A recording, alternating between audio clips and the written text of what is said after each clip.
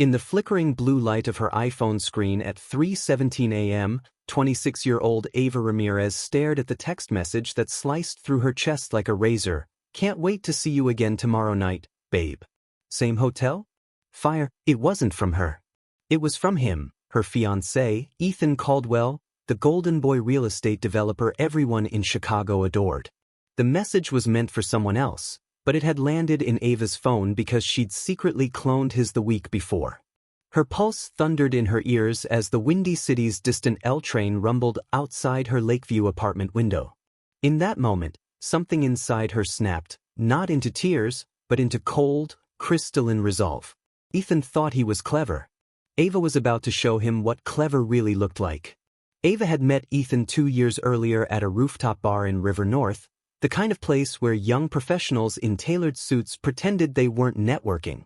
She was a graphic designer at a boutique agency, known for her bold, vibrant branding work that landed clients like craft breweries and boutique fitness studios all over the Midwest. Ethan, with his easy smile, Harvard MBA, and family money from suburban real estate empires, swept her off her feet. He proposed 6 months ago on a private yacht cruise along Lake Michigan, diamond ring glinting under fireworks. Friends called them the perfect couple.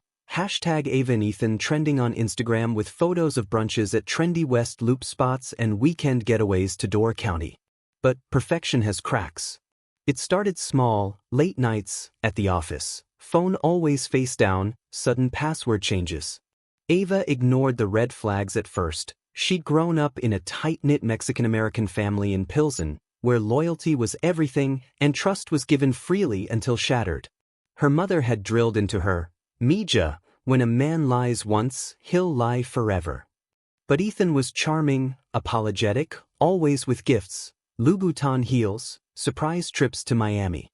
Until the lipstick stain on his collar that must have been from a client hug, the deleted WhatsApp threads she glimpsed once, the way he flinched when she borrowed his phone. The suspicion festered. Ava confided in her best friend, Mia, over margaritas at a Wicker Park taqueria. "He's cheating," Mia said bluntly. "You deserve better." But Ava wasn't ready to believe it. Not yet. She needed proof. And when she got it, through that cloned phone app she'd installed after reading a Reddit thread in r/relationships, she didn't crumble. She planned. The other woman was Lauren Hayes, a 29-year-old lifestyle influencer with 250K followers, all sun-kissed selfies from Miami and Aspen, sponsored yoga retreats, and captions about manifesting abundance. Lauren lived in a Gold Coast high-rise Ethan's firm had developed. Cozy. Ava scrolled through their messages late into the night. Flirty banter, explicit photos, plans for secret rendezvous at the Pendry Hotel whenever Ava was out with girlfriends. Ethan called Lauren his escape. He called Ava his future. The hypocrisy burned. But Ava wasn't going to confront him with tears and screaming matches. That was too easy. Ethan thrived on control, closing multimillion-dollar deals, charming investors, keeping his double life compartmentalized. She'd take that control away, piece by piece. Phase 1. Gather intel. Ava created a fake Instagram profile, at Chi City Vibes, travel and lifestyle account with stock photos of Chicago landmarks and coffee shops. She followed Lauren, liked her posts, slid into DMs with innocent comments, obsessed with your Miami pics. Heading there soon, any hotel recs. Lauren bit friendly and vain. Soon they were chatting. Ava learned Lauren's schedule, her favorite bars, the Violet Hour in Wicker Park. Her insecurities, Ethan had promised to leave Ava but kept delaying. Phase 2. Plant seeds of doubt. Ava hacked Ethan's email, child's play after watching YouTube tutorials and using a keylogger app. She sent anonymous tips to his boss about irregularities in a recent deal, nothing provable, just enough to trigger an internal audit. Ethan came home stressed, snapping at her over small things. She played the supportive fiancé, cooking his favorite birria tacos, rubbing his shoulders. "Everything okay at work, babe?" Meanwhile, she befriended Lauren deeper online, suggesting they meet for drinks, since we both love the city vibe. Lauren agreed, girls' night at 3 Dots and a Dash, a tiki bar in River North.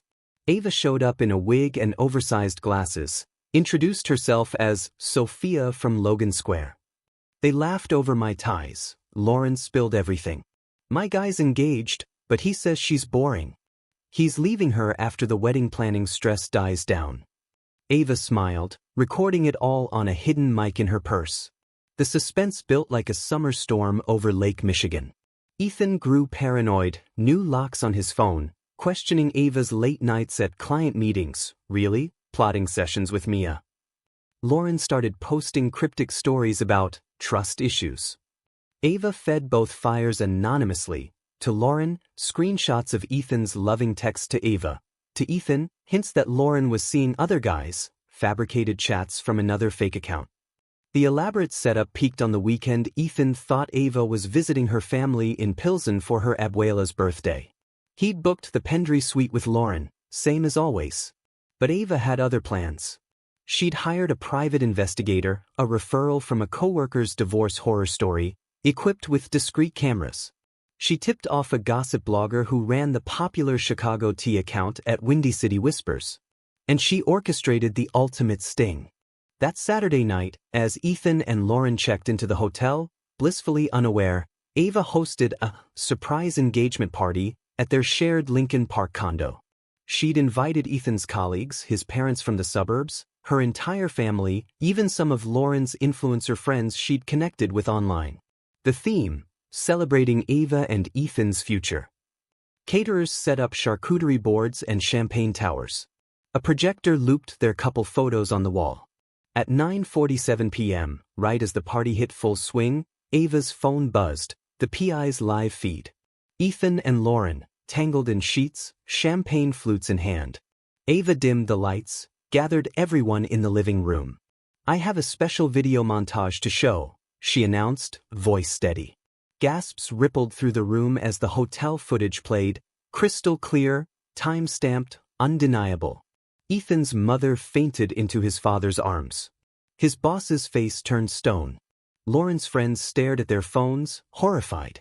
Ethan burst through the door minutes later, disheveled, Lauren trailing behind in a trench coat. She'd insisted on coming to explain. The room froze. Ava hit play again on the big screen. Ethan's face drained of color. "Ava, baby, this isn't." "Save it," she said calmly, handing him a folder. Inside, printed messages, bank statements showing hotel charges on their joint card, the audit findings that now included proof he'd used company funds for personal entertainment. His career? Torched. The gossip account had already posted blurred stills. #ChicagoCheater trending nationwide by morning. Lauren tried to bolt, but Ava's cousins, big, protective guys from the old neighborhood, blocked the door politely. "We're all family here now," Ava said with a smile. Police arrived soon after. Ava had reported credit card fraud. Ethan was escorted out in cuffs for questioning. Lauren slunk away, her influencer career imploding as brands dropped her overnight. The aftermath was deliciously brutal. Ethan's firm fired him, his family disowned him. He moved into a dingy studio in Uptown, begging Ava for forgiveness via voicemails she never returned. Lauren's followers plummeted, hate comments flooded her grid. Ava? She kept the condo, her name on the lease, sold the ring for a down payment on a Bucktown loft, and launched her own design studio specializing in women-owned brands. Her story went viral, features in Cosmopolitan, Refinery 29, even a podcast episode on Betrayal to Boss Babe. A year later, Ava stood on Navy Pier at sunset, the Ferris wheel glowing behind her, sipping wine with Mia. Her phone lit up, a desperate text from Ethan. "I'm sorry. I lost everything." She blocked him, turned to the lake, and whispered to the wind, "You didn't lose everything. You just paid for what you took." In the city of broad shoulders and second chances, Ava Ramirez proved one thing. Cheat on the wrong woman, and she'll make sure you pay dearly, not with screams, but with a setup so elaborate, you'll never see it coming. Game over.